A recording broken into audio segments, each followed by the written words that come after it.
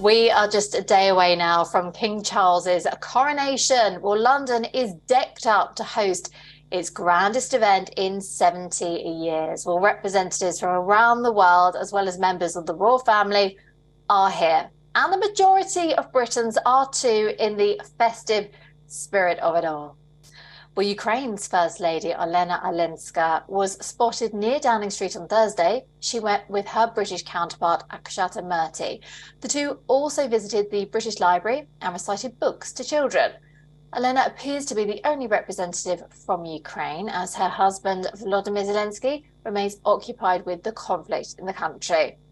Also seen were the Prince and Princess of Wales, William and his wife, Kate. They visited a pub in the Soho area. The couple, they interacted with the locals in the pub and said that preparations are still being nailed down for the ceremony. Prince William also poured the first ever pint of a popular beer to celebrate his father's coronation. Well, rehearsals for the ceremony are also going on in full swing right now. Around 400 troops took part in a joint parade ahead of the ceremony. It comprised armed forces from 33 Commonwealth nations and 6 British overseas territories. Well, these troops will be part of the ceremonial procession on Saturday. Well, apart from the rehearsals, flowers from across the country were being prepared. The flowers, they are sustainable, and this is in line with King Charles's interest, of course. He has spent much of his life campaigning for sustainability and against a throwaway economy. A variety of flowers like primroses as well as wild grasses are already on display in Chapter House at Westminster Abbey, the venue where the ceremony itself will take place.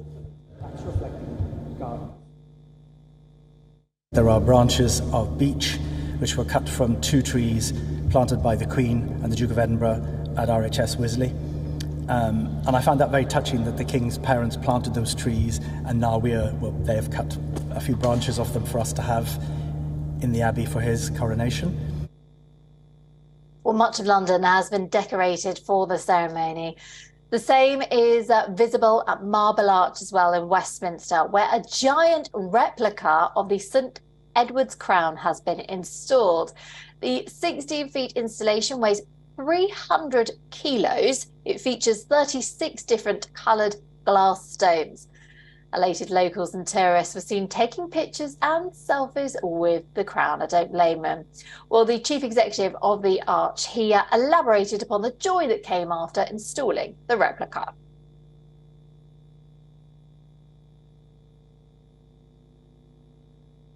From the minute the construction started yesterday, people were gathering, taking photographs. It was already on social media. There's a real delight about it. The fact that you can go up close to it, have your photograph taken with it, or do a selfie with it, it really created a joy and an excitement about the coronation. Royal fans were also seen camping out near Buckingham Palace. They took photos of the palace, witnessed preparations and paid homage to the royal family and indulged in many activities. It looks great fun. Well, the fans, they described how much importance the event holds in their lives. Well, WION's Molly Gambier, who is currently in the capital for us, got to witness these preparations firsthand. She sent us this report detailing on how jubilant the city is ahead of the coronation and what more is to come. Take a look.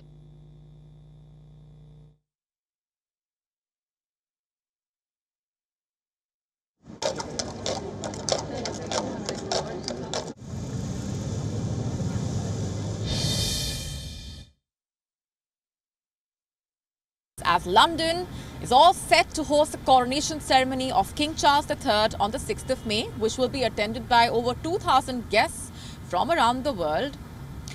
We are telling you how the ceremony is also going to be seeing a lot of firsts this time around, as members of the public will be invited to swear allegiance to the King.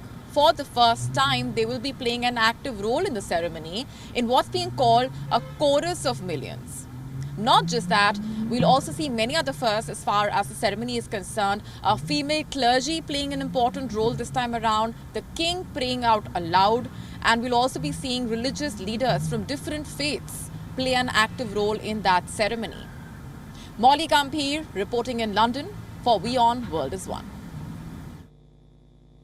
Well, we're going to stay with the coronation just now. Delighted to be joined by Richard Fitzwilliam, a royal commentator here in London for us. A very good day to you. So, is all of this, is it a ridiculous waste of taxpayers' money or a wonderful way to mark this piece of history? What do you think? Well, I think that absolutely no doubt it is a way that spends a lot of money. We don't know the exact amount yet. There have been estimates of something like £100 million, say, but for a purpose. Firstly, this is a truly remarkable occasion. The coronation used to legitimize a monarch. Now succession does that. But this ceremony places King Charles, in the situation of being not only legitimized, but also in the eyes of the church. There's been a church service, a holy rite performed, but also it's a wonderful piece of theatre, and it's irresistible to watch. Parts or a whole of billions of people around the world will be tuning in. They'll see parts of it or they'll see the whole service, and there are some 200 countries represented. So every country that Britain has diplomatic relations with, bar a few such as Russia, Belarus, Venezuela and others, have been invited. So this is also an expression of soft power, and also again it shows the brilliance that the British have of putting on pomp and pageantry. But this also is very meaningful. It goes back over 1,000 years to 973 AD when King Edgar was crowned in Bath. Oh, it's incredible, the history, isn't it? And I appreciate what you're saying there about it being irresistible to watch, because I think even if you're the staunchest Republican, you might not be able to resist having a peek at it all, because it really will be such an extravaganza. What are you most looking forward to, Richard? Well, my feeling is that I think it has been well handled. I think that it also has been very drastically changed from the 1953 coronation, when, of course, the Queen, at the age of 27, was crowned.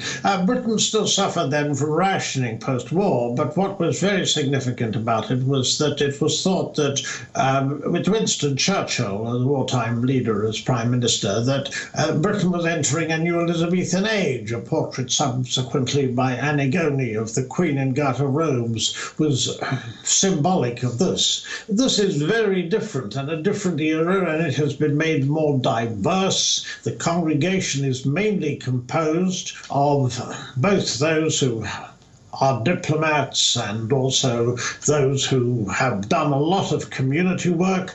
Aristocrats were central to the 1953 coronation. They are marginal to this one.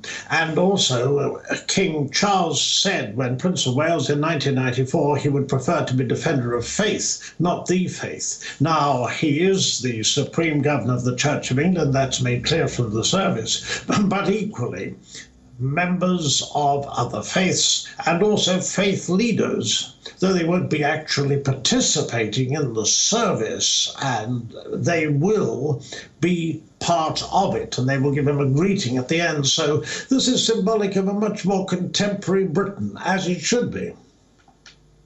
Yeah, I think that's a lovely touch, isn't it? To include sort of Muslims, Hindus, Jews, Sikhs. It's a nice touch there. And it will be a feast for the eyes. That is true to say. Richard, enjoy it all. And thank you very much indeed for sharing your views with us. That's Richard Fitzwilliam, a royal commentator from London.